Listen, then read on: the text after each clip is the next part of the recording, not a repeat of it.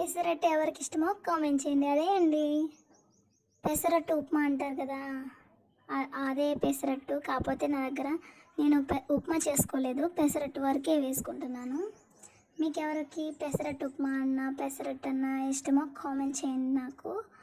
నేనైతే పెసర దోశ ఈరోజు బ్రేక్ఫాస్ట్గా చేసుకున్నాను.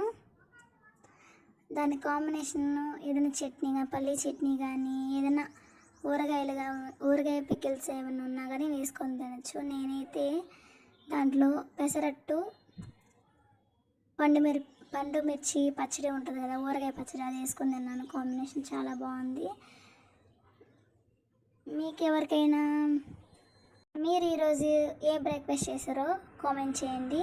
Please do like, share, subscribe బిగులు. మీ లైక్ సబ్స్క్రైబ్స్ చాలా ముఖ్యం నాకు. మీరు లైక్ చేస్తూ ఉంటే నాకు ఇంకా వీడియోస్ చేయాలని ఎంకరేజ్మెంట్గా ఉంటుంది. Please do like, share and subscribe, support us. మీ సపోర్ట్, మీ ఎంకరేజ్మెంట్ మాకు ఎప్పుడు ఉండాలని మనస్ఫూర్తిగా కోరుకుంటున్నాను. బాయ్.